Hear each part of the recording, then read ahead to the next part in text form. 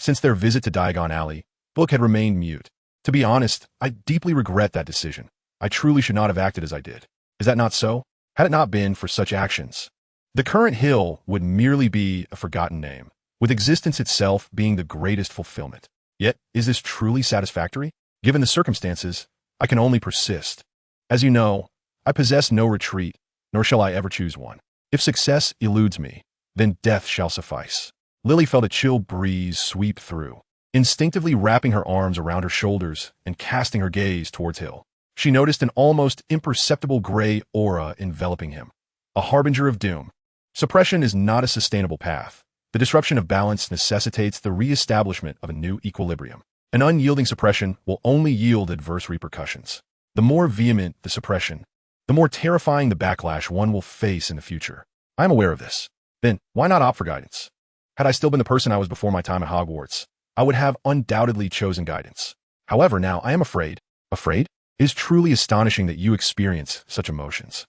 Hill slightly lifted his head, glancing at Lily, who was curled up against the cold. The frostiness in his eyes softened a fraction. Subsequently, he consciously reined in the chill radiating from him, keeping it confined to the surface of his body. In Lily's eyes, Hill's gray aura had thickened considerably, a despair-inducing black mist swirling restlessly. Like a black hole, a mere glance felt as though one's very soul was being drawn in. Shaking his head heavily, when he looked at Hill again, the oppressive aura had vanished, and the compartment felt warm, as if all prior events had never transpired. As you can see, I am afraid. I fear causing them harm. Thus, you choose suppression rather than guiding them? The weight of the past is too profound. If I were to guide, observe, I have merely nudged a little, and this is the result. Therefore, I must resort to suppression, which is also for their own good. Is that so, my dear little master? You seem to have matured. Oh, really? Was I that selfish before? Quite selfish indeed. I have truly changed. Feeling the warmth of the rising temperature, Lily slightly parted her lips, realizing that this must be Hill's doing. Though she was uncertain of the specifics, she sensed that the Hill she once knew had returned. Hey, have you seen Harry and Ron? Just as Lily was about to inquire about what had transpired, the compartment door swung open, and a melodious voice resonated. Moments later, a figure appeared before Lily and Hill. Hermione, it has been a while. How was your summer? Upon seeing Hermione enter, Lily had no choice but to interrupt her original line of questioning, greeting Hermione instead. They were familiar acquaintances. It was fine provided one overlooks that incident in Diagon Alley. Hermione smiled, looking at Hill, who had been keeping his head down, not even sparing her a glance. How was your summer, Hill? If you are inquiring about Harry, I saw him 5 minutes ago. Where? With his head bowed, Hill gestured toward the window, but all that lay beyond was a vast expanse of azure sky and white clouds. Hermione offered a resigned smile. It appeared that no valuable information could be gleaned from Hill. However, she sensed an unsettling atmosphere within the compartment. It felt inexplicably chilly. Very well. I must continue my search for Harry and the others. The remaining matters can await our return to school. As she watched Hermione depart, Lily hesitated, casting a furtive glance at Hill. Where did you see Harry and the others? She inquired. The moment the words escaped her lips, regret washed over her. That was not the question she had intended to ask. 5 minutes ago, outside the window, didn't you notice? A car was flying through the sky, and I distinctly saw someone inside. Ron and Harry, to be precise. Hill replied, still not lifting his gaze, though his tone had softened, no longer as frigid as before, albeit still somewhat dry. Lily's eyes widened in disbelief, and she hurried to the window, only to find nothing but emptiness outside. Then why didn't you clarify earlier? She questioned, perplexed by Hill's demeanor. If I spoke, no one would believe me. It's better to remain silent. Who says no one would believe it? I believe you. Hill's fingers paused in their movement over the pages of a book as he subtly lifted his gaze, quietly meeting Lily's eyes before returning to his reading. Unbeknownst to Lily, a pained expression flickered across Hill's face. Damn it, how easily I have lost my composure. The situation is even worse than I imagined.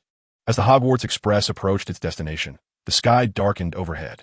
At long last, Hill and his companions arrived at the station before Hogwarts. This year, having shed their identities as first years, they were spared the necessity of traversing the lake by boat.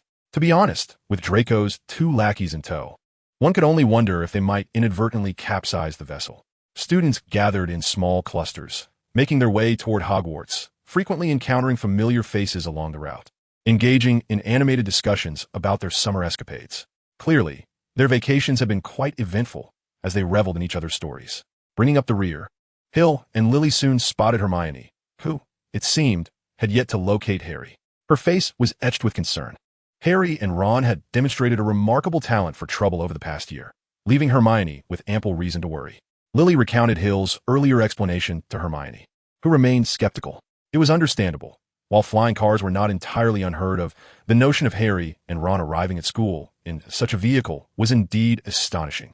Hermione continued her inquiries into Harry's whereabouts, while Hill and Lily leisurely trailed behind the main group.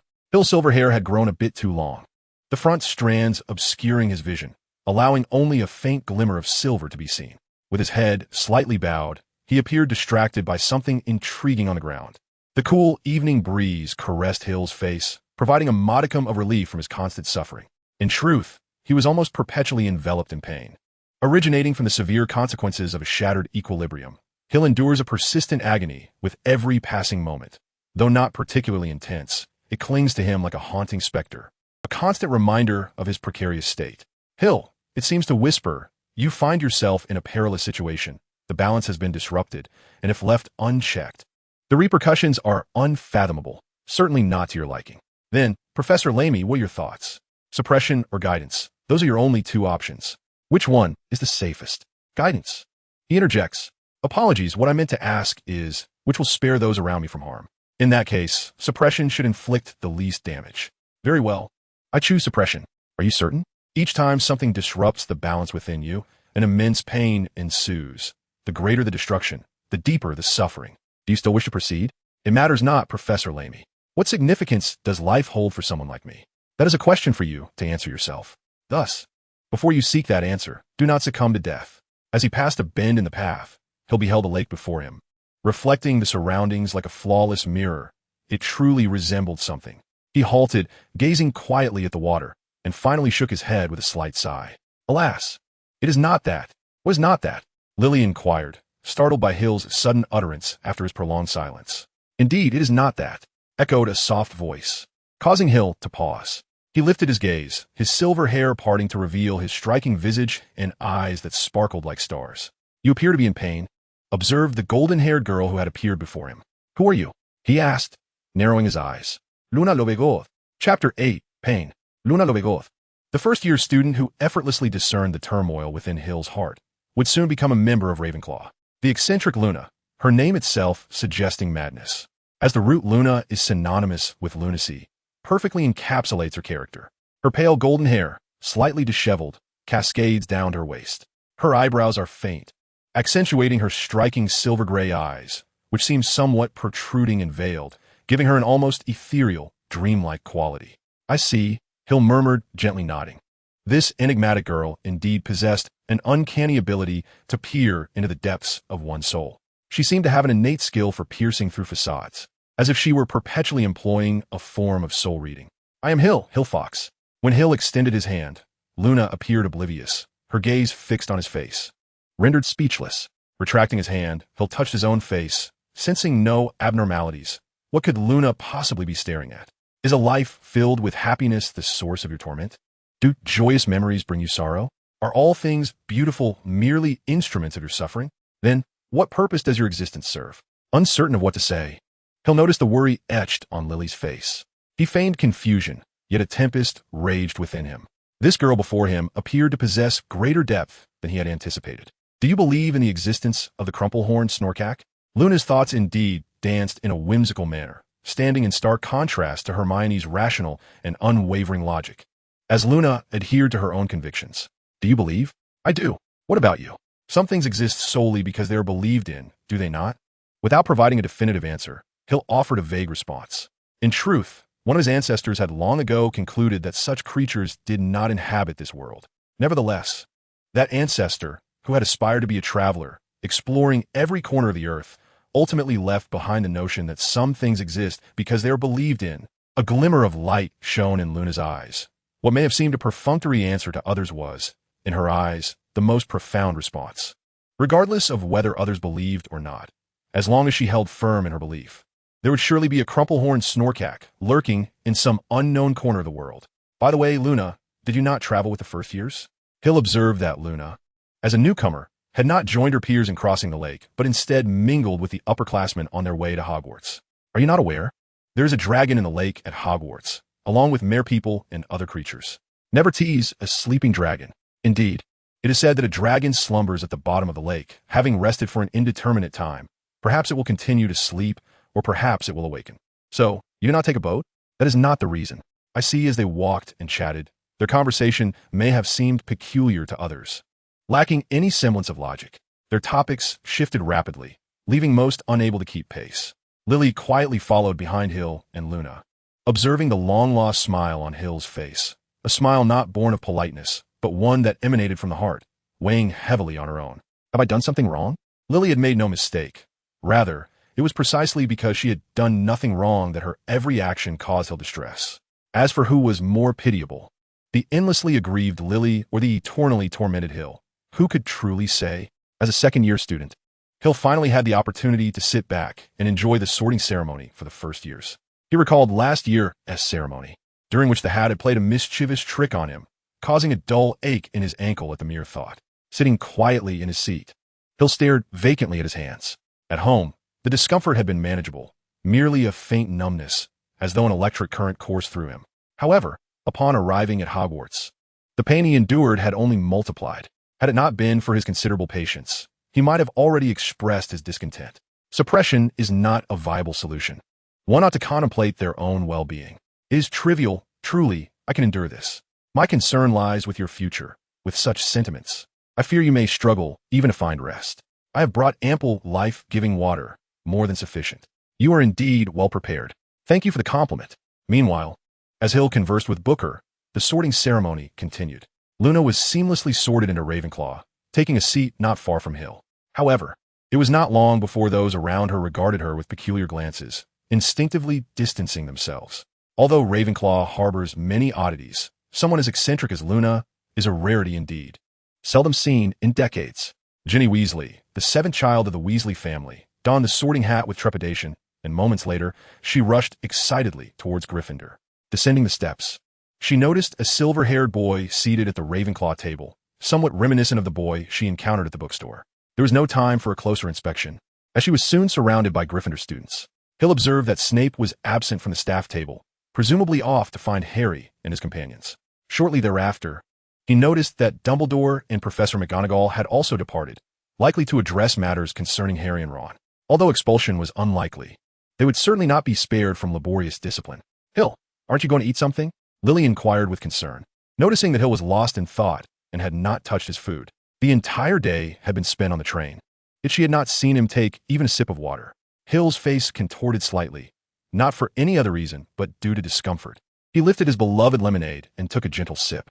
The next moment, he expelled the lemonade completely, just as the thought of its delightful taste flickered in his mind.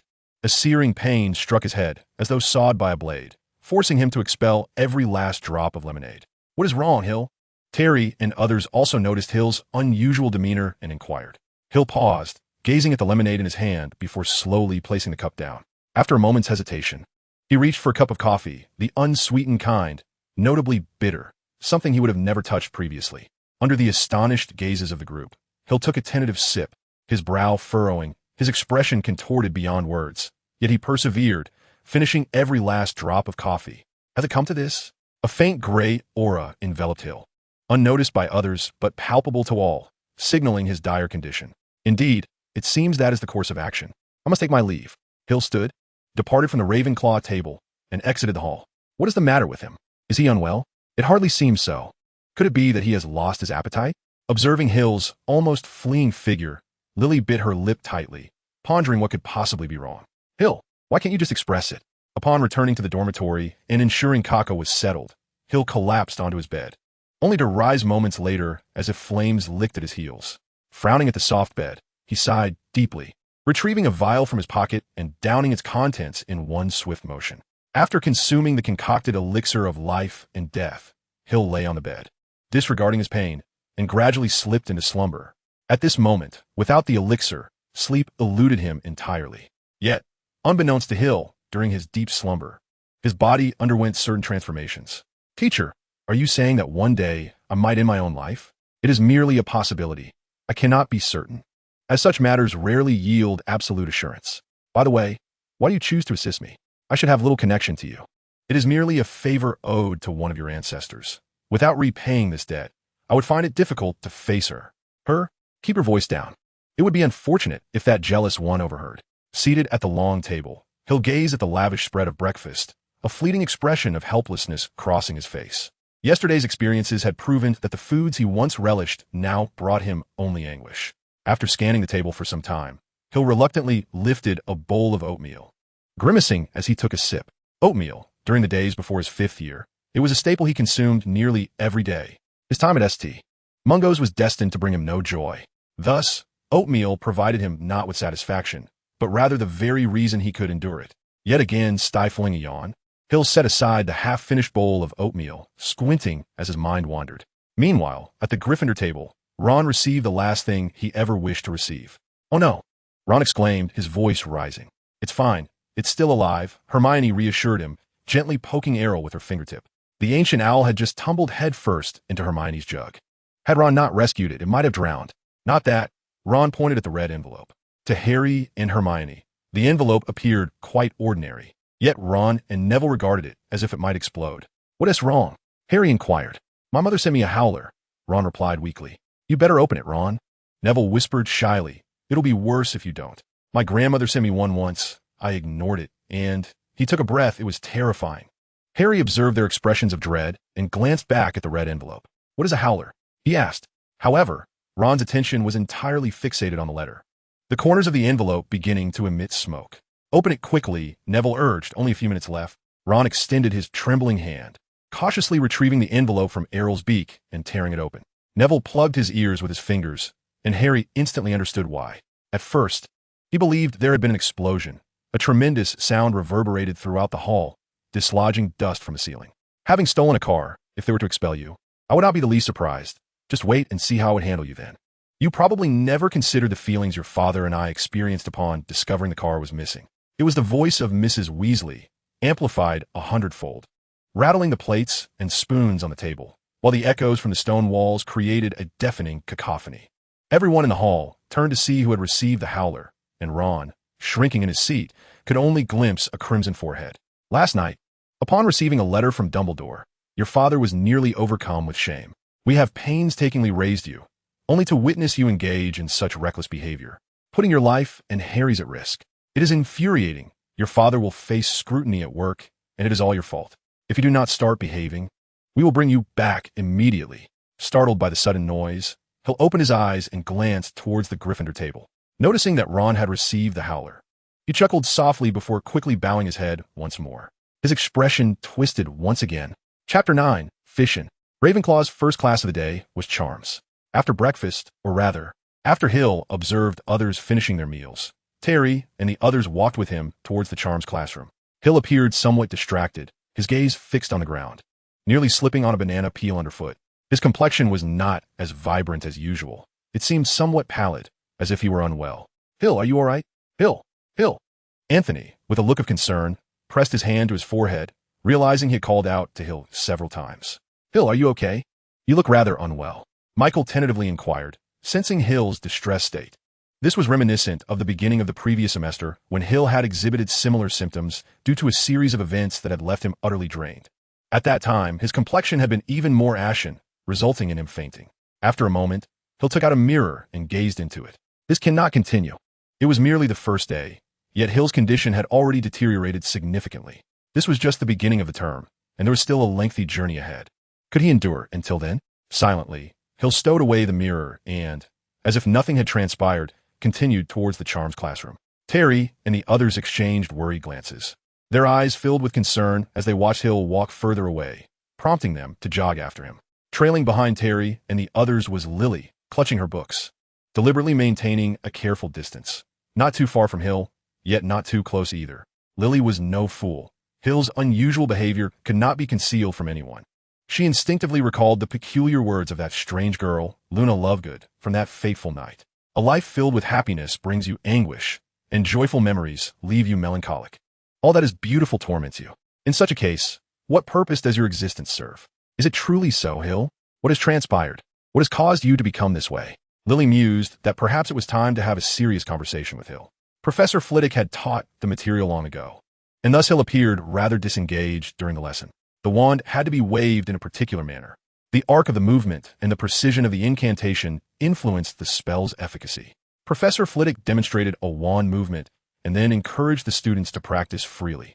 All the students began to engage in practice, yet Hill remained lost in thought. Professor Flitwick noticed this, but he held a certain admiration for Hill and did not chastise him.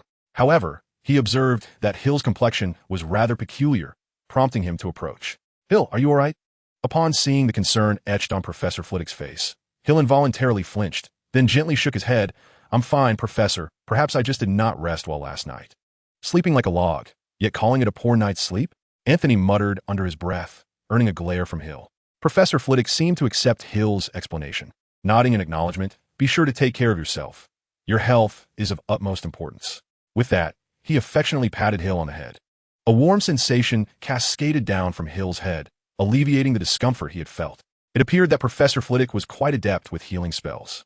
Just as Hill began to feel at ease, a sharp pain pierced through his head, akin to being pricked by needles.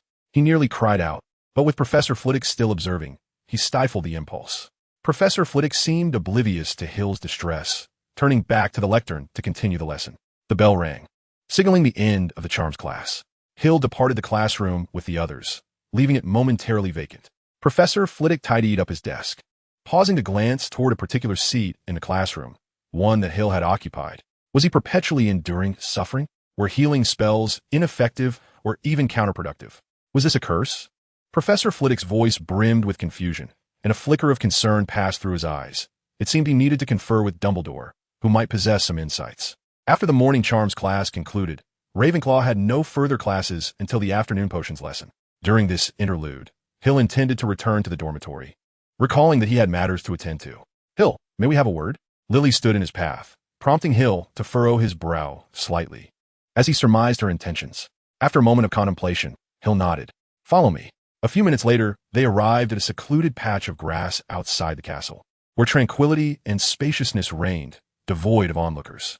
Lily found a lush patch of grass and settled down, gesturing for Hill to join her. After a moment's hesitation, Hill complied, but Lily was determined to forego any pretense. "Hill, were Luna's words that night truly sincere?" Hill's expression revealed nothing. He had anticipated this moment and expertly masked his emotions, leaving Lily somewhat disheartened in her attempts to glean insight from his visage. "It's not true," he replied, shaking his head as he observed Lily's skepticism. He knew that no explanation would suffice, for his peculiar behavior was glaringly apparent.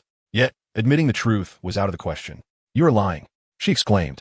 "Well, if you wish to believe I am, then so be it," he retorted. From Booker, Hill had acquired a skill. When one wished to avoid a topic, one could resort to nonsensical chatter or simply feign ignorance. At least, he had mastered this art from Booker, who was equally adept at evading discussions of certain matters. A flicker of annoyance crossed Lily's face. Was he not blatantly dismissing her concerns? "Why can't you be forthright? Why must you hide everything? Why do you insist on bearing this alone? Why? Tell me why." With an impassive expression, Hill rose to his feet, looming over Lily as he coldly replied, "If this is all you have to say, then I am busy and must take my leave." Meanwhile, Harry and his friends had finally concluded their herbology class, which had taken place in the third greenhouse, focusing on mandrakes.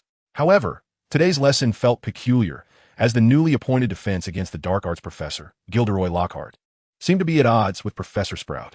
Even with earmuffs, the mandrake's cries were deafening, and their appearance resembled that of an exceedingly unattractive infant. Lockhart appeared rather inept, his prowess seemingly limited to boasting. Ron felt a twinge of irritation at the slick-tongued Lockhart throughout the class. The professor had done little more than brag about his exploits and chuckle foolishly, revealing none of his supposed skills. "Who said that? Haven't you read Lockhart's books? He claims to have subdued numerous dangerous creatures and resolved countless troubles." Hermione interjected, visibly displeased, as she was quite fond of Lockhart and could nearly recite his works by heart.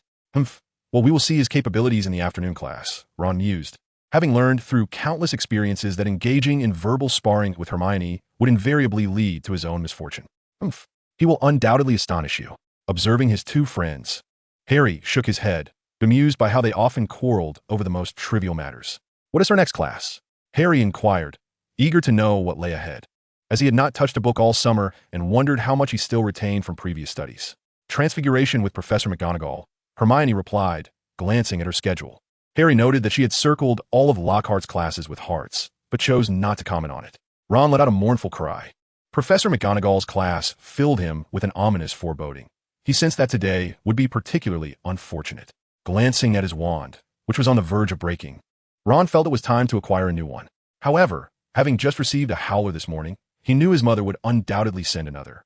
Hermione, ever blunt, shattered Ron's illusions. She had never been one for niceties with him. Observing the brewing argument between the two, Harry felt a wave of exasperation wash over him. His eyes scanned the surroundings until he called out, "Hey, isn't that Hill and Lily over there?" The mention of Lily's name evoked memories of his mother. Last summer, Hagrid had gifted him an album, and he had spent hours alone, weeping quietly over its contents. Where? I don't see them. Ron and Hermione clearly lacked Harry's perceptive vision. As a seeker, Harry excelled in his role, particularly with his keen eyesight. Follow me. He had not seen Hill in a while, and last night he and Ron had missed the chance to enter the Great Hall due to the flying incident. Today, the howler had dulled his spirits even further. After a summer apart, Harry longed to reconnect with his friend. Exchanging glances, Ron and Hermione shared a knowing hum before they followed Harry. As they ran, Harry noticed something amiss. Hill seemed to be preparing to leave, already standing and moving away. "Hey, Hill, wait!" Harry shouted, but the distance made it uncertain whether Hill could hear him. Still, Harry knew Hill had heard, for he paused and looked back. Yet, he soon resumed his departure, quickening his pace. Despite Harry's best efforts to sprint, by the time he arrived, Hill had vanished, having entered the castle. Watching the direction in which Hill had disappeared, Harry bent over, breathing heavily, filled with confusion. "Harry, why are you running so fast?" Ron gasped, panting heavily as he surveyed the area. Hill was nowhere to be seen. Instead, Lily sat on the grass a short distance away, her back turned to them. "Where's Hill? Didn't you say you saw him? Why is Lily the only one here?" Hermione, trailing behind Ron, managed to avoid his disheveled state. Harry shook his head, equally perplexed. He was certain Hill had seen him, but had chosen to leave without waiting. Frustrated by the lack of answers from Harry, Hermione approached Lily, only to discover that she was quietly weeping. "What's going on, Lily?" she asked gently, taking a seat beside her and placing a comforting hand on her shoulder. There was no response, or rather, only Lily's tears answered her. Chapter 10, complete. Hill had never anticipated that he could inflict such deep pain on another. He could only bitterly smile to himself. He had opted for suppression to avoid hurting anyone. Yet he had inadvertently harmed Lily first. What was the sensation of heartache? As he witnessed the first tear fall from Lily's eyes, Hill felt a pang of heartache. It was indeed ironic. He had long believed he would never again experience such sorrow. Throughout the years, no matter how excruciating or painful his circumstances became, his heart had remained steadfast. Yet today, he found himself truly shaken. He yearned to share everything with Lily, to lay bare his soul and divulge his past memories, whether they were joyous or fraught with suffering.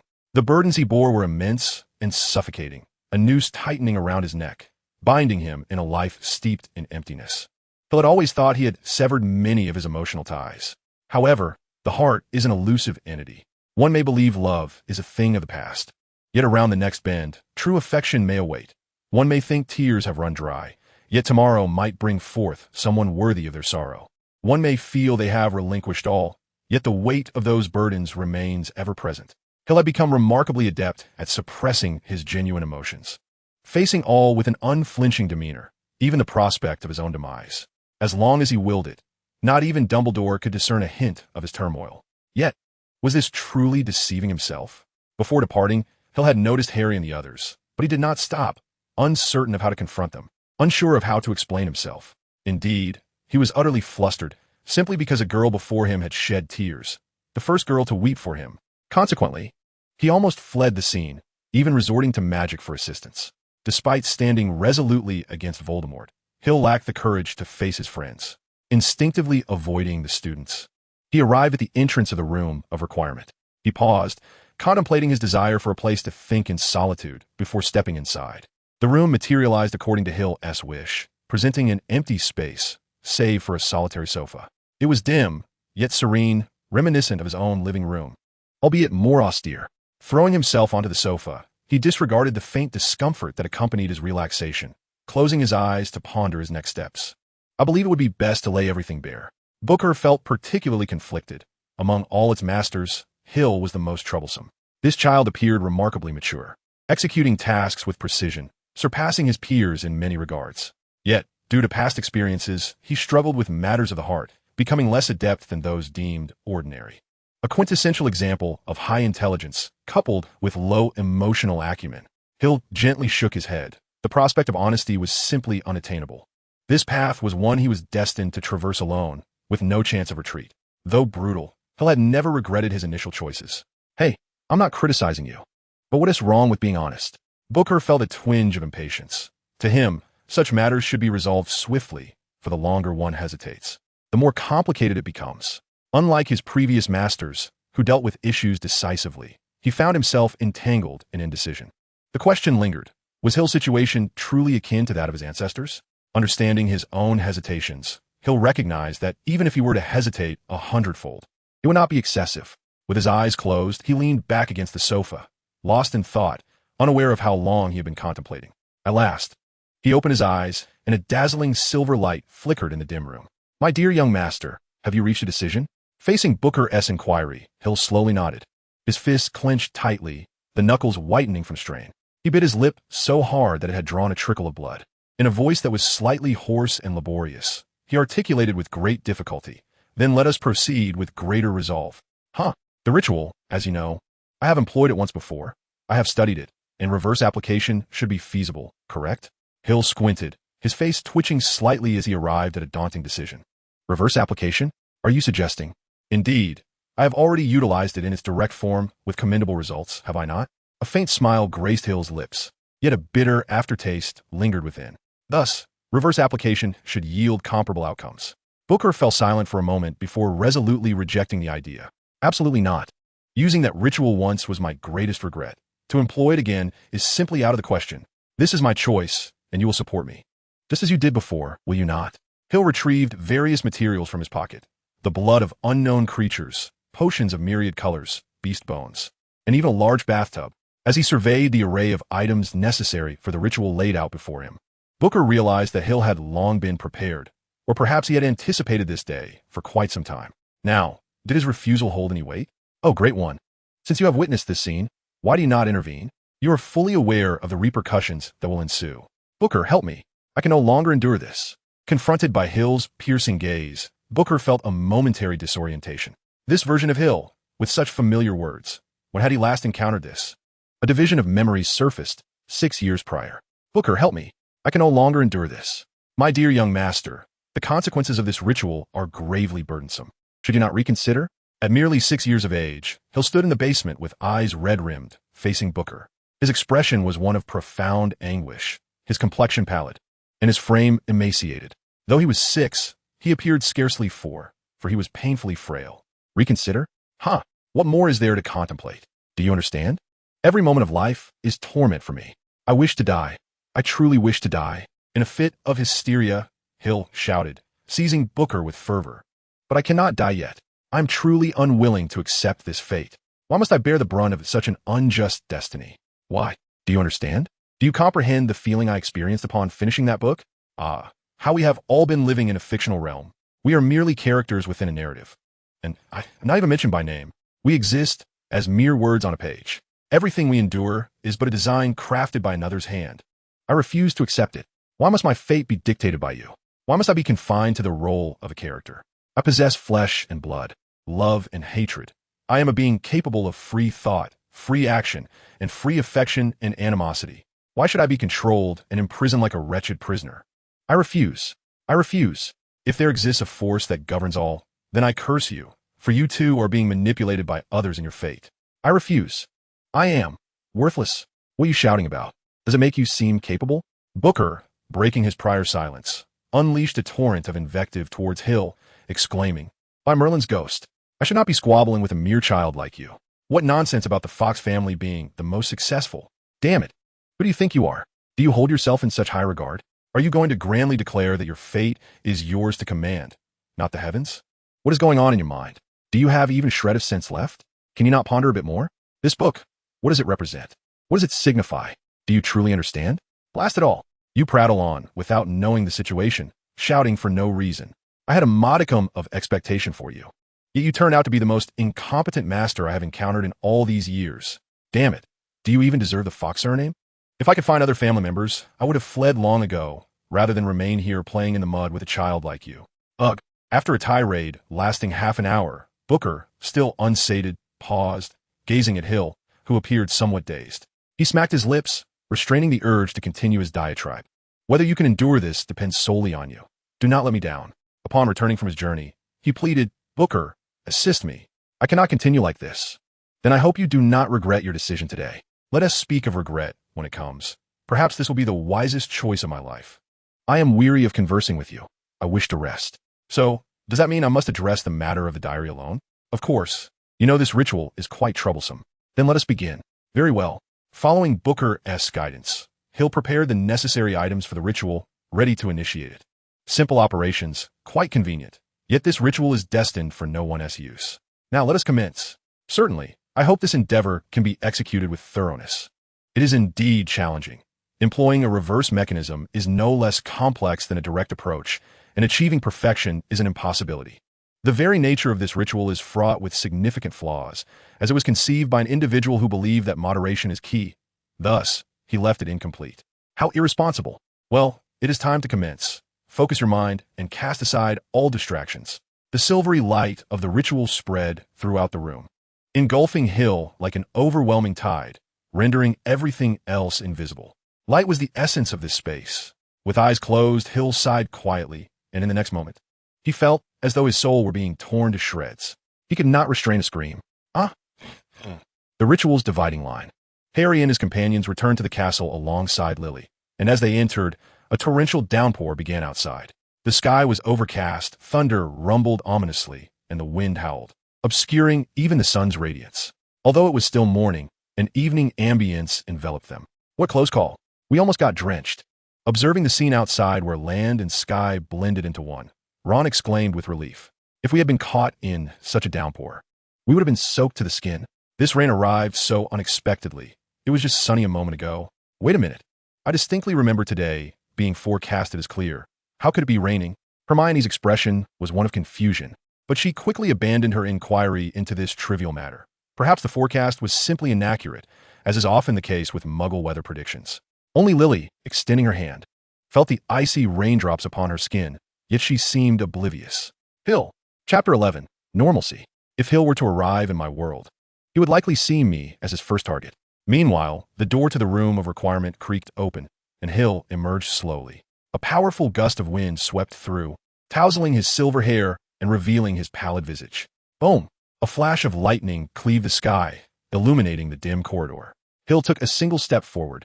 Emerging from the shadows, a beam of light from the iron bars fell upon his face, imparting an edge akin to a blade unsheathed. A rather pleasant sensation. Hill articulated his satisfaction, yet his tone was as stagnant as a still pond, devoid of emotion, rendering it impossible to discern whether he was genuinely pleased. Seemingly aware of his rigid expression and flat tone, Hill gently shook his head and remarked coolly, "This won't do. It is far too conspicuous. I must at least appear somewhat normal. So, I should smile, right? How does one smile? The facial muscles should move like this, and then like that. No, that feels rather uncanny. Perhaps this way would suffice." Hill gradually adjusted his facial muscles, striving to craft a smile. Eventually, finding it cumbersome, he produced a mirror and continuously altered his expressions before it. This will do nicely, quite satisfactory. Gazing at the smiling visage in the mirror, Hill nodded in satisfaction. Yet he noticed that his voice was excessively dry, lacking any modulation. It was time to adjust his vocal tone. Moments later, he finally succeeded. His voice was now in fine form. With a clap of his hands, Hill nodded in approval, feeling his voice had returned to a more normal state. Although it still carried a hint of monotony, it was not significantly different from the tone he had often used in the past. Thus, it was time for lunch.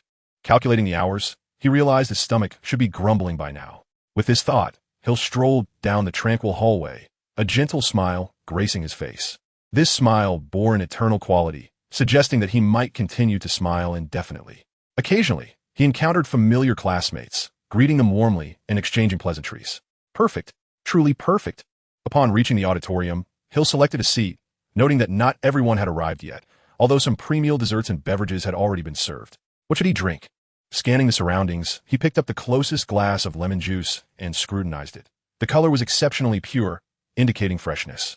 He took a generous sip, and indeed, it was delightful. Nodding in satisfaction, he finished the remaining lemon juice in one go. unlike before, when he had barely swallowed before spitting it out.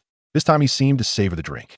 Subsequently, he sampled several other beverages, regardless of whether they were his past favorites or not. Just as Hill raised another glass of lemon juice, preparing to consume it, he felt a tap on his shoulder, followed by an irate voice. "So you're here. What's going on?" With a faint smile, he looked at the furious Hermione, seemingly perplexed. "You can still smile?" Hermione's expression, exacerbated by his grin, tightened her brows and filled her eyes with fury. She then shifted slightly to reveal Lily behind her. "You need to apologize to Lily. You've made her cry." Realization dawned on Hill as he nodded and turned to Lily, softly stating, "I'm sorry then." Without waiting for Lily's reaction, he directed his attention back to Hermione, inquiring, "Is this sufficient? You insufferable fool." Hermione was genuinely enraged. What was that expression and tone from Hill? Was it dismissive? Casual? Did he truly apologize? By Merlin's name, Hill was indeed sincere in his apology. However, his demeanor was solely characterized by a smile, coupled with a nonchalant tone. Such a combination might be acceptable in casual interactions, but in the context of an apology, it only served to intensify the other person's anger. Wasn't that the case? After a moment of contemplation, Hill struggled with his expression, and at last, a semblance of genuine remorse appeared on his face.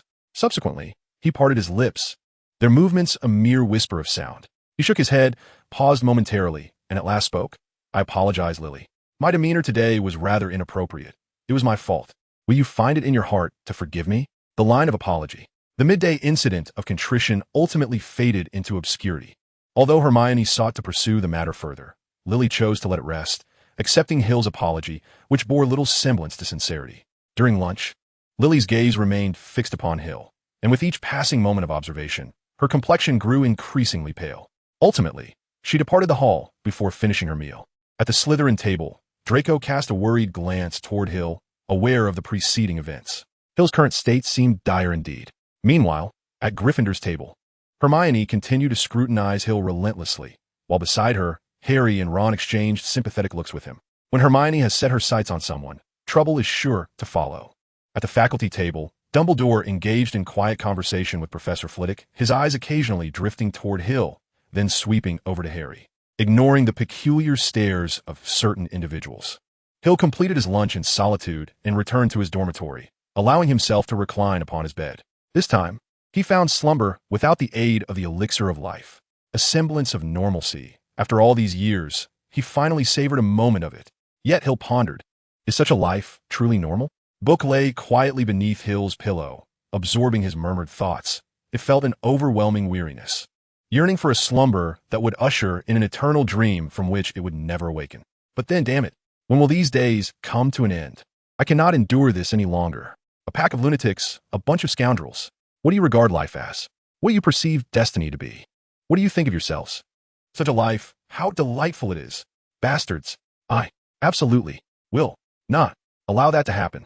With newfound resolve, Book sensed the tremors of Hill's soul, and it silently sighed, the vibrations strengthening its determination. Ah, finally, a hint of humanity has emerged. I shan't allow you to ruin this. Therefore, Hill, my dear little master, I swear by his name, I shall forever guard you.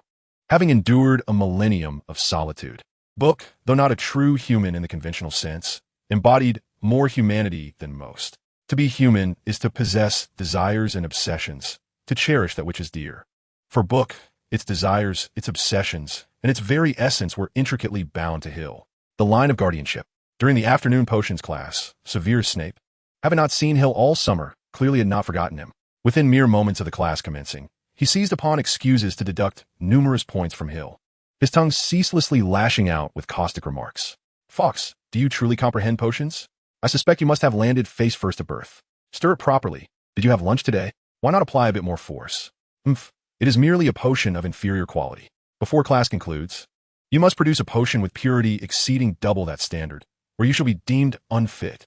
However, to Severus Snape's astonishment, in the face of his deliberate provocation, Hill remained silent, diligently repeating the required procedures without uttering a single word. Something is amiss. This is not the Hill I know. Does he have some ulterior motive? The more he pondered, the more unsettled he became. Snape scrutinized Hill throughout the lesson with a dubious gaze, until Hill submitted a potion that met the required standards at the end of class. Without even a glance at the potion handed to him, Snape launched into his customary mockery.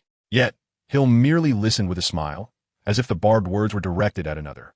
As he watched Hill depart from the potions classroom, Snape hastily tidied his desk, only then remembering that Hill should have stayed behind to clean up. Severus. Has the potions class concluded? Snape looked up to see the headmaster standing at the door and coldly replied, yes, it has. Is there something else?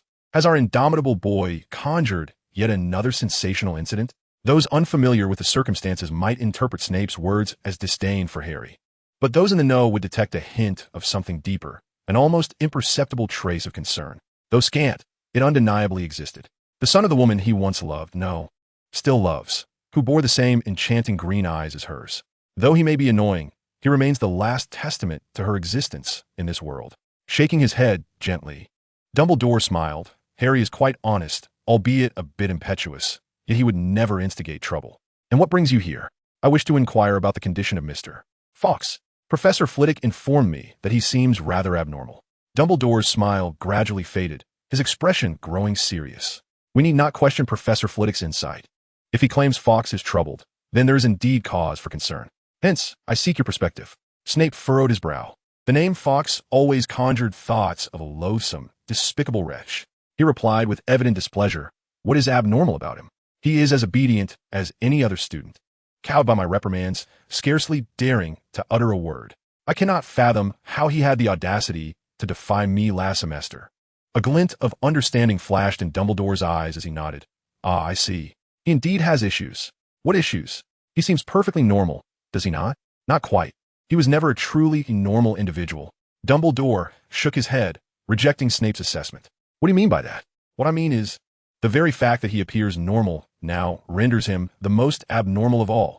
Dumbledore's gaze swept across the desolate classroom before he gradually approached a table, gently caressing its surface, inquiring, did he sit in this very spot? Indeed. Dumbledore nodded, taking his seat, his palms gliding over the instruments one by one. Eventually, he closed his eyes, sitting in solitude for 5 minutes. Snape regarded Dumbledore with profound skepticism. Such behavior was rare. What could possibly matter so greatly to Dumbledore regarding that young phoenix? As anticipated, the Phoenix family did not disappoint. Dumbledore opened his eyes, which shimmered with excitement and desire. Chapter 12. The Horcrux. My dear young master, do you recall the purpose of your journey to Hogwarts? The goal of your second year? Listening to the echo of Booker's voice in his mind, Hill smiled softly. Of course, to acquire a complete Horcrux as a subject of study, is it not? And to prevent the occurrence of what should not transpire. Booker added, Voldemort, it seemed, was not as foolish as depicted in the original text. His previous performance could only be described as astonishing.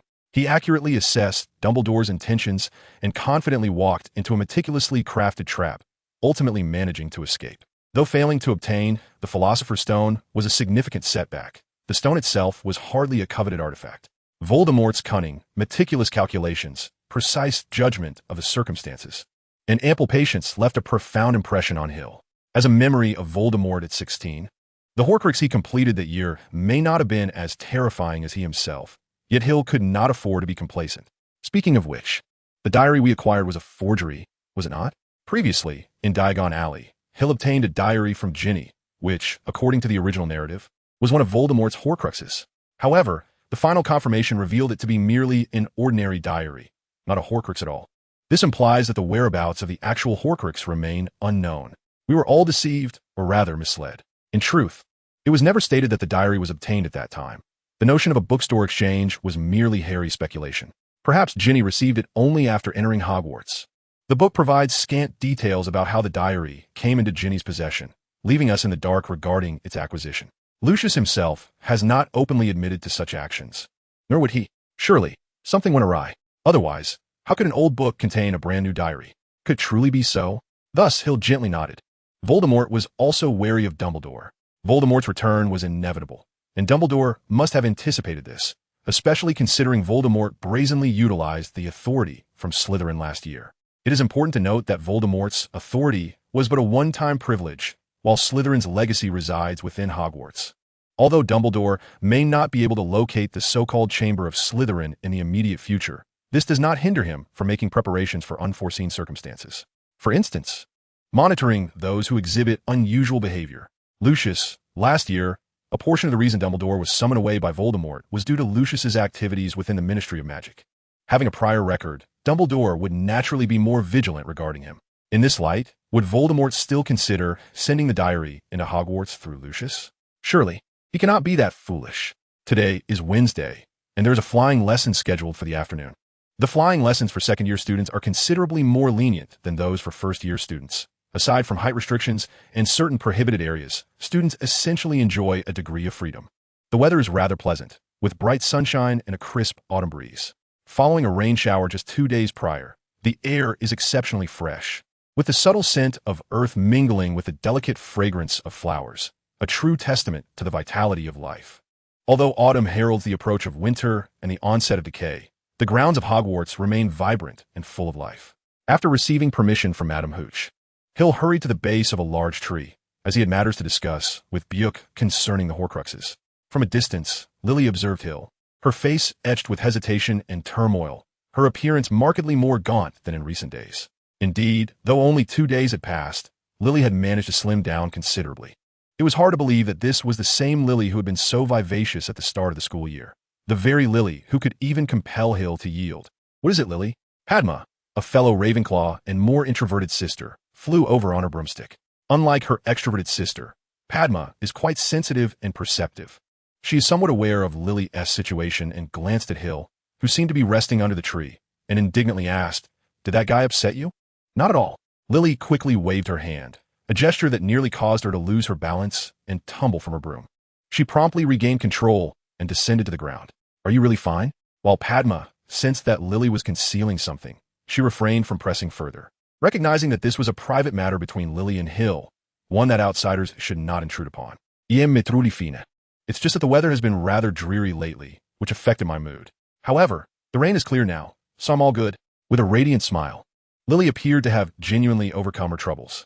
Yet, her gaze inadvertently drifted back to Hill. The rain may have ceased, but could the rain that fell to the ground ever return to the sky? The answer is undoubtedly, yes, it will. By the way, Buick, didn't you mention feeling a bit fatigued and needing some time to rest? Hill inquired from a comfortable position on the ground. "Didn't you say this time? The Horcrux matter will be handled solely by me?" That was indeed the plan.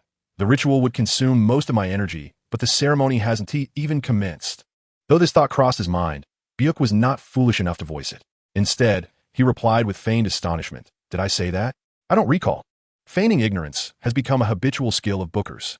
Presently, Hill is indifferent to such trivial matters. He merely acknowledged it with a nonchalant "oh" and moved on. He then inquired, "What are your thoughts regarding the Horcrux?"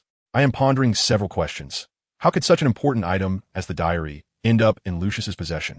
Furthermore, does Lucius realize that the diary is Voldemort's Horcrux? Lastly, whose idea was it for the diary to appear at Hogwarts?" Booker posed 3 questions. Resolving these would shed light on the matter of the Horcruxes. It is well known that Voldemort's paranoia is legendary. Even his most loyal servant, Bellatrix, was unaware that the item he entrusted her with was, in fact, his Horcrux. Given the capricious nature of the Malfoy family, how could Voldemort possibly divulge to them that it is his Horcrux and must be guarded with utmost care? Therefore, it stands to reason that Lucius remains oblivious to the true nature of the object he possesses. Of course, Lucius might have learned through other means that it is Voldemort's Horcrux. However, the method of identifying a Horcrux is not something one can discern simply by apprehending any wizard on the street. To Hill's knowledge, even Bach, who frequently interacts with Lucius in Nocturne Alley, is unaware of how to identify a Horcrux. While it is conceivable that Lucius acquired the diary, he would certainly not recognize it as a Horcrux. So, how does Lucius perceive the diary? According to the original narrative, it seems Lucius intended to frame Ginny. He must have regarded the diary as a powerful dark artifact. But is it truly that straightforward? When Voldemort created this diary at the age of 16, what were his thoughts at that time? After pondering for a moment, Hill asked, "Booker, do you know what the authority Voldemort utilized that day entails?" At the end of the last term, when Voldemort personally seized the Sorcerer's Stone, he employed the authority to directly transport himself from Hogwarts, where apparition is forbidden, to another location in defiance of Dumbledore's obstruction. Indeed, it is authority inherited from Salazar Slytherin. It seems that during those years, Voldemort managed to acquire some advantages. Slytherin's legacy undoubtedly encompasses more than mere tomes, and possessing authority was to be expected. However, Dumbledore thwarted him, suggesting that his authority may not be as formidable as presumed. Hill recalls Dumbledore's proclamation, in the name of the headmaster of Hogwarts, The transportation of any inanimate objects is strictly prohibited. This decree effectively nullified Voldemort's efforts. This is understandable. One is the headmaster's authority, while the other is the founderess. Yet, having the founderess authority does not imply that everyone can wield it with complete efficacy. Booker elucidated that such matters are known only to antiques of its caliber. In reality, it is not just Slytherin who left a legacy. The other founders also bequeathed their own inheritances. And authority is merely a segment of that legacy, albeit the most pivotal part. Thus, the difficulty of acquisition is indeed quite high, is it not? Certainly, it requires navigating a multitude of trials to attain it. Salazar Slytherin, that old fellow, is somewhat radical and extreme, yet he is fundamentally a good wizard. At that time, the four founding figures united to establish Hogwarts as the ultimate sanctuary, subsequently harnessing the power of numerous formidable witches and wizards to strike a significant blow against the church, ensuring that wizards were not driven to extinction. Extinction? Is it truly that severe? Let us set that aside for now, as your privileges are insufficient. In any case, Salazar himself was an upright wizard throughout his life. Despite his fervent declarations to eliminate those muggle-born wizards, he never laid a hand on the children and never committed acts of murder. In fact, his departure stemmed from his insistence on punishing those dark wizards, willing to employ any means necessary. Without Book, that chapter of history may have remained forever unknown to Hill. This point was indeed valid. However, after enduring such a calamity, the wizarding community had already suffered immensely, leaving no room for further sacrifices. Even though those dark wizards had committed heinous acts, the upper echelons of the wizarding world were not prepared to impose severe penalties. Rather, they chose to show leniency. Salazar, in his fury, proclaimed that if they could not handle it, then he would take it upon himself. Thus, he departed in anger, and in the ensuing years, many arrogant dark wizards were slain by a mysterious wizard employing exceedingly brutal methods. Speculation abounded that this enigmatic figure was none other than Salazar himself. Regarding dark wizards, regardless of their malevolence, they are first and foremost wizards. In this regard, the actions of the higher-ups were not entirely without merit. Nonetheless, Salazar's approach was justified. Without imparting a lesson, they would never learn to cherish their powers. One might say that the higher-ups played the role of the benevolent figure, while Salazar took on the role of the enforcer, with one wielding a carrot and the other a stick, yielding remarkably effective results. Thus, concerning Voldemort, who harmed Hogwarts students, he ultimately failed to obtain full privileges. Salazar, Voldemort utterly fails to comprehend the greatness of Salazar. Book's tone dripped with disdain. Voldemort repeatedly claims to be the heir of Slytherin. Yet what does he truly know about Salazar? Is he aware of the sacrifices Salazar made? Salazar would never harm any student of Hogwarts, even if that student were of Muggle descent. With his pride, how could he possibly turn against a group of children? Hence, since Voldemort's assault on Moaning Myrtle, he has been unable to attain the legacy. Some may believe that the reason everyone in the Chamber of Secrets was spared was due to their failure to meet the basilisk's gaze directly. However, the basilisk has myriad methods to eliminate them. It can only be said that it was not a matter of inability, but rather a lack of desire to kill. Of course, Ginny's own resistance played a significant role as well. The basilisk may have had its own reservations.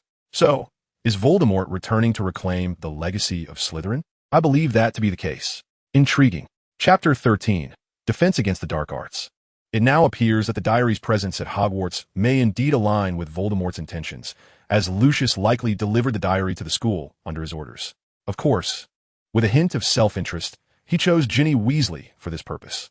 However, it seems that the diary was not in Ginny's possession. Hill had verified this at the bookstore that day. Thus, one might conclude that the trail has temporarily run cold, correct? Hill murmured, sensing a shift in the situation that was not unfolding as anticipated. Not quite, I would argue. Ginny still remains a suspect, as we cannot dismiss the possibility that Lucius employed other methods. Personally, I recommend a watchful stance. Once the attack occurs, it will undoubtedly leave behind clues. Booker offered a rather cautious suggestion, as facing Voldemort requires utmost care to avoid alarming the serpent and losing all progress. Hill remained silent, recognizing that some matters are destined to remain shrouded in secrecy, for they are difficult to explain.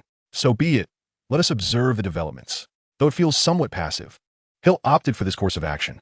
For him, acquiring the complete Horcrux remained paramount. As for other concerns, he had little inclination to address them. My dear young master, have you forgotten your original intent? To prevent the sacrifice of the innocent is your true goal. All Booker could do was sigh, for everything intertwined with him inextricably. Time seemed to drag on slowly, though this was merely Hill's perception. To others, flying class seemed to pass swiftly, glancing at his broomstick. Hill mused aloud. It seems I shall be joining the house Quidditch team this semester. It has been a while since I practiced, and it is indeed time to hone my skills. With that, he mounted his broomstick, pushing off the ground with his feet. Unbeknownst to him, 2 pairs of eyes within Hogwarts Castle were fixed upon him. The Fox family is truly growing impatient. Is that Moon's grandson? How intriguing, exceedingly intriguing. Indeed, my awakening has not been in vain. The flying class divider. On Wednesday, Ravenclaw attended their first defense against the dark arts lesson of the term, taught by the notorious charlatan, Gilderoy Lockhart. To think that one could achieve such notoriety as a fraud, even earning the Order of Merlin, is truly remarkable, albeit for his skill in deception and performance. This professor's memory charm appears to be rather potent, which is the sole aspect of Lockhart that Hill can admire. One trick can conquer all. Ravenclaw's defense against the dark arts class is scheduled for Wednesday, while Gryffindor had theirs on Monday, having already witnessed Lockhart's prowess firsthand. It was nothing short of a nightmare. Neville Longbottom. He merely wished to provide us with practical opportunities. Hermione Granger. I truly do not wish to see him again. Harry Potter. Just a braggart. Ron Weasley. It appeared that every member of Ravenclaw had heard about the class on Monday. Hill observed that many girls had adorned themselves beautifully, resembling butterflies in flight. In contrast, the boys wore expressions of indifference. Rather than focusing on the flamboyant instructor, they preferred to glean something of substance from the lesson. Of course, one should never underestimate a group of boys' capacity for envy. To be fair, Lockhart was quite presentable, and his smile did evoke a certain charm. Hill's opinion of him was that it would be best if he refrained from speaking. The moment he opened his mouth, the enchantment would dissipate like a fragile bubble. Having learned from the first class, Lockhart seemingly had no intention of introducing any living creatures into the classroom again. Instead, Hill and the others found a substantial stack of paper examinations laid out on the desk. I see you have all acquired my complete works, which is splendid. Today, we shall begin with a brief quiz. Do not fear. It is merely to assess your reading comprehension and understanding. All the Ravenclaws exchanged knowing smiles. They had already gleaned the contents of the quiz from Gryffindor, recognizing this as a splendid opportunity to earn extra points. Hill glanced at the exam and clicked his tongue. Not a single question had changed, presenting no challenge whatsoever. The Ravenclaws completed the quiz in record time, while the Hufflepuffs exchanged bewildered glances, ultimately scribbling random answers before submitting their papers. Half an hour later, Lockhart collected the papers and perused them, a radiant smile spreading across his face. Excellent. You all paid heed to my books, especially the Ravenclaw students, who answered every question. He declared, to commend your diligence, I shall award Ravenclaw an additional 30 points. The Ravenclaws exchanged glances, their minds simultaneously conjuring a phrase, foolishly affluent. Lockhart seemed oblivious to the students' suppressed glee. He produced a book and once again displayed that dazzling smile, announcing, today, we shall delve into walking with trolls. Now, let me clarify, trolls are not frightening in the slightest. As he spoke, he performed a rather complex motion, feigning a backward somersault before brandishing his wand and giving a light flick. A flash of red light erupted, exploding against his lectern, which was obliterated in an instant. Boom! Casting a sympathetic glance at his clothing, now reduced to tatters alongside the desk, Lockhart feigned nonchalance and addressed the awestruck girls, saying, just like that, I employed a single spell, and the troll fell. I swear, I didn't intend to apply such force. I only used 30% of my power. The admiration in his loyal followers' eyes had become almost palpable, akin to spotlights illuminating Lockhart's figure. He basked in their adoration, even embracing a plump girl whose features had become somewhat unkempt.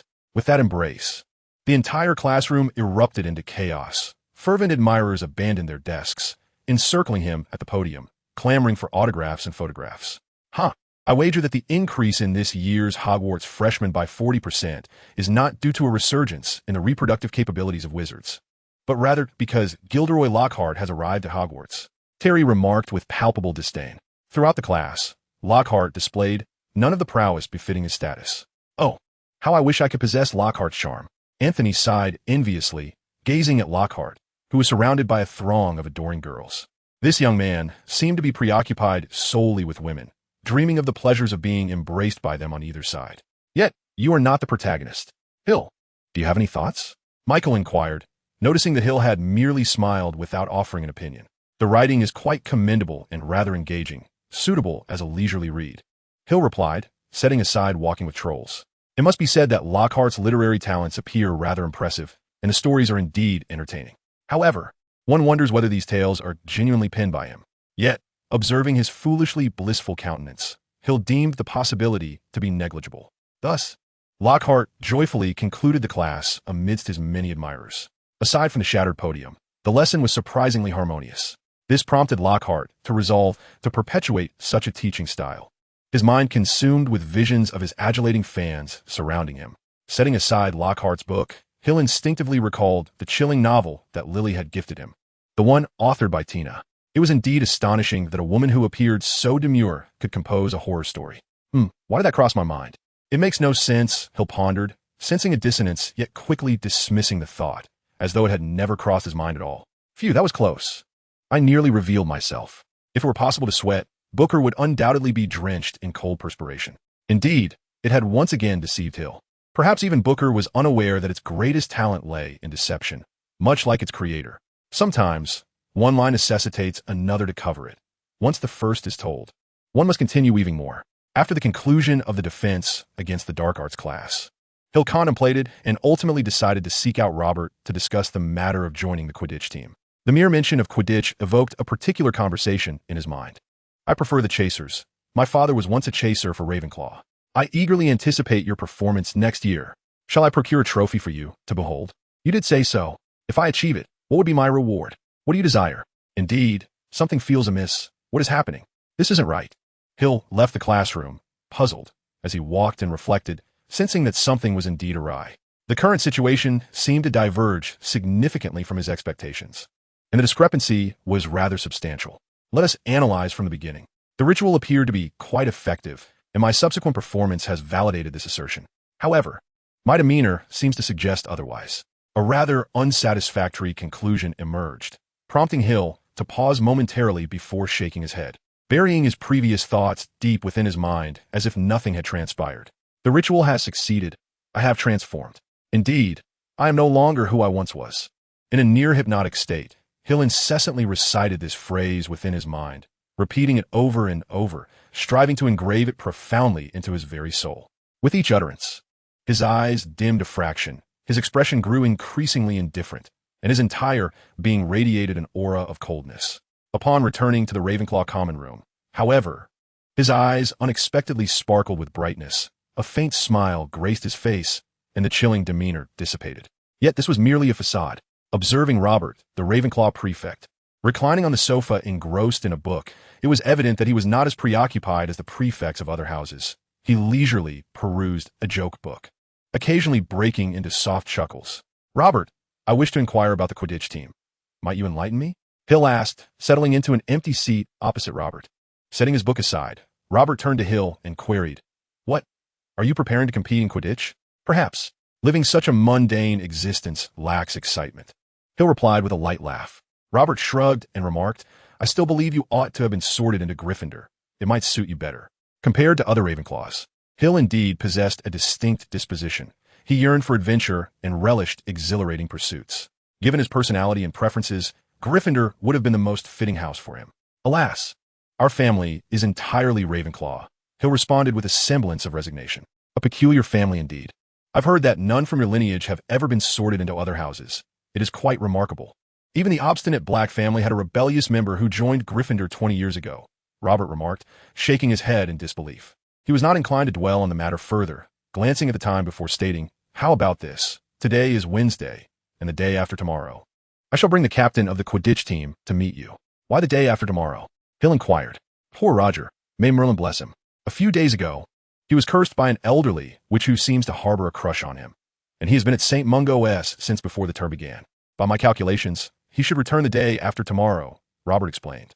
Merlin above, what an unfortunate fellow. Just imagining a witch in her 70s or 80s is quite chilling. Chapter 14, The Quidditch Dispute. Here stands Roger Davies, the captain of the Ravenclaw Quidditch team. Robert gestured toward a rather slender boy behind him as he introduced him to Hill, explaining that he was only a third-year student, yet his Quidditch skills were exceptional. Thanks to his father, a professional Quidditch player, Roger Davies appeared somewhat frail. Individuals of his build typically played as chasers.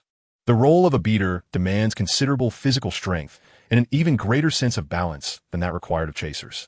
Meanwhile, the seekers are often the most agile and swift flyers, possessing keen eyesight and the ability to grip the broomstick with one hand or even without using their hands at all. The seeker plays an extraordinarily vital role in a match, for if they capture the golden snitch, they can often turn the tide in favor of their team, altering the outcome of the game, which makes them prime targets for fouls by opposing players. In truth, despite the allure of the seeker position, as they have historically been the finest flyers on the field, they frequently endure the most severe injuries. The first rule in Brutkin's The Beater's Bible is to eliminate the seeker. Finally, the role of the keeper revolves around preventing the quaffle from entering their own goal hoops. Keepers are advised to remain within the scoring area to guard their posts, although they may venture out to threaten opposing chasers or intercept them early. Hill aspired to be a chaser. However, his stamina was not on par with those older than him, making the position of beater rather disadvantageous for him. His flying skills were commendable, and he was quite agile, making the seeker role a viable option, but that position was already filled by Autumn Jean. I've heard about you from Robert. It seems your flying skills are remarkable. I once witnessed your performance in flying class. You appear to be napping on your broom, correct? It appeared that Roger had been keeping an eye on Hill, even noting his flying class performance. How should one interpret this? Perhaps Roger sought to recruit Hill for the team, hence his interest. Nodding affirmatively, Hill replied, I believe my flying skills are adequate, but I might be more suited as a chaser. I still lack the heft for a beater, and it seems the seeker position is taken. Are there any other vacancies on the team? Roger exchanged glances with Robert, who smiled and said, It seems Ravenclaw is about to welcome a splendid chaser. I knew you would be capable, Hill. Observing the relieved expressions on their faces, Hill also smiled, accepting that he had passed some sort of informal assessment. The sky had darkened, signaling dusk, and Roger was eager to test Hill's skills. However, time was not on their side. They agreed to meet the following morning, Saturday, to evaluate his abilities on the Quidditch pitch. Hill had no objections to the timing. It seemed that tomorrow, the Slytherin team would be rather boisterous in their efforts to seize the Quidditch pitch, and Harry and his friends would likely confront Draco directly. Yet, after a year of experience, would Draco still embody the brashness and folly depicted in the books? Nevertheless, what concern was that to Hill at present? After a restful night, Hill rose early, careful not to disturb his slumbering roommates. He quietly departed the dormitory alone. In the common room, Roger awaited him, dressed casually in a black shirt and black sweatpants, eschewing his competition attire. Noticing Hill's gaze, Roger stood from the sofa and offered a reassuring smile, explaining, Today is merely a test to assess your abilities, so take it easy. With a gentle nod, Hill followed Roger as they made their way to the Quidditch pitch. Along the journey, Roger briefed Hill on the current state of the Ravenclaw Quidditch team. You've arrived at just the right time. Our seeker has graduated, leaving an open position. If you perform well, you could join us immediately. It was apparent that Ravenclaw held little enthusiasm for competing. Rather, they seemed to prefer the role of coach over that of athlete. Consequently, the Quidditch team often consisted of just 7 players, lacking substitutes. However, these 7 were notably skilled, maintaining an average level of competence. Thus, their previous victory against Gryffindor, during Harry's absence, was not merely a stroke of luck. What players do we currently have? Hill inquired. Bradley is the keeper, Chambers is the chaser, Autumn is the seeker, and I'm also a chaser. The beaters are Andre and Londo. The other chaser graduated last year. He was also the former captain, so I have taken over that role this year. Roger possessed a thorough understanding of his teammates, continuing to introduce their personalities and characteristics to Hill, which would aid him in getting to know his future companions. Throughout the conversation, Hill listened attentively, offering few opinions and only occasionally posing questions, appearing remarkably composed. This demeanor prompted Roger to nod approvingly, while it might seem devoid of passion. Such calmness was invaluable during competition. As Roger spoke, he halted mid-sentence, gazing ahead at the Quidditch pitch. Typically quiet, the arena was now bustling, resembling a marketplace, with the green-clad Slytherins confronting the red-clad Gryffindors. Frowning slightly, Roger led Hill into the Quidditch stadium, where both Slytherins and Gryffindors turned their attention toward them. Upon recognizing the Ravenclaw members, they collectively frowned. The first to speak was a robust figure from Slytherin, resembling a gorilla, who rudely shouted at Roger. The Quidditch pitch is reserved for Slytherin today. You should be elsewhere and not disturb our practice. This imposing individual was Marcus Flint, the Slytherin captain and chaser. In his 7th and final year at the academy, Roger furrowed his brow slightly, and in the face of the aggressive Marcus, he did not retreat. Instead, he stepped forward and disdainfully remarked, You claim to requisition at will? Have you considered your own weight? Marcus's countenance darkened considerably as he advanced, towering over the seemingly frail Roger like an imposing wall. Yet, Roger was not easily intimidated, though members of Ravenclaw adhered to the rules. It did not imply they were to be trifled with. Those engaged in Quidditch inherently possessed a fiery temperament. As for the alleged physical threat, please, unless one has experienced a free fall from a broomstick, can they truly be deemed a Quidditch player? Caught in an awkward position, Marcus hesitated. Was he truly going to resort to violence?